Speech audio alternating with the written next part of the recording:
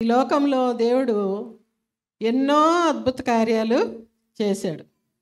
ఆ అద్భుత కార్యాలన్నీ కూడా మన జీవ గ్రంథంలో వ్రాయబడినాయి. మనం ప్రతిరోజు చూస్తూనే ఉన్నాం అద్భుత కార్యాలు. మరి మోషే గారిని తీసుకుంటే, మోషే నేను నత్తివాడను, నాకు ఈ ఇశ్రాయేలును నేను నడిపించలేను అన్నప్పుడు, వీరు నన్ను నమ్మరు, నాకు దేవుడు నీకు ప్రత్యక్షం కాలేదు, నువ్వు అబద్ధం చెప్తున్నావు అని ఫరో సైన్యం అన్నప్పుడు, ఆయన దేవుడు నీ చేతిలో ఏముందో చెప్పు అన్నప్పుడు, నా చేతిలో కర్ర మాత్రమే ఉంది అని కర్ర కింద పడేయమన్నాడు. పడేయగానే ఆ కర్ర ఏమైంది? పాముగా మారింది.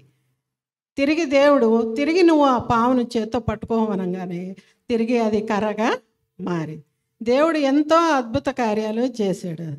అలాగే ఒక యవనస్తుడు సంఘ పరిచర్యకు సేవ చేయాలని, ఏదో మందిర నిర్మాణానికి నేను ఏదో కొంత పాటుపడాలని తన దగ్గర ఏమీ లేనప్పుడు ఒక గొడ్డలిని అరువుగా తీసుకుని వచ్చి చెట్టు నరుకుతున్నప్పుడు ఆ గొడ్డలి విరిగి ఎక్కడ పడింది? నీటిలో పడింది.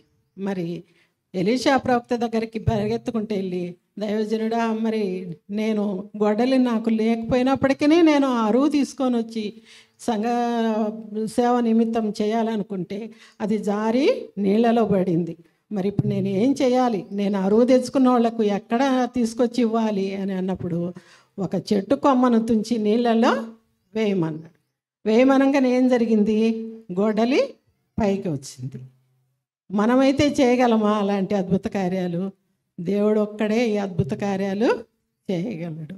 అలాగే పేతురు కూడా రాత్రంతయు వల వేసాడు, కానీ ఒక్క చేప కూడా పడలేదు.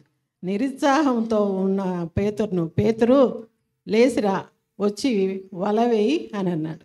అదే వల, అదే నావ, అదే సముద్రం, అదే ప్రాంతము వలవేయగా విస్తారమైన చేపలు పడ్డట్టుగా మనము దేవుని వాక్యంలో చూస్తున్నాము. ఇంకా అనేక అద్భుతాలు, ఒక్కటి కాదు, పాత నిబంధనలో కొత్త నిబంధనలో ఎన్నో అద్భుత కార్యాలు యేసు ప్రభువు మన కొరకు చేసినాడు.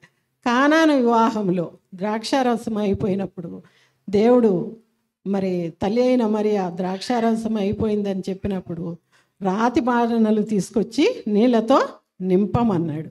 నింపగానే దేవుడు ప్రార్థన చేయగానే అది నీళ్లు ద్రాక్షరసంగా మారిపోయింది. దేవునికి స్తోత్రం.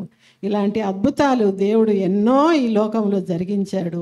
తనను నియమించుకున్న ప్రవక్తల ద్వారా కూడా అద్భుతాలు జరిగించాడు. కానీ మనందరికీ కావాల్సింది విశ్వాసం.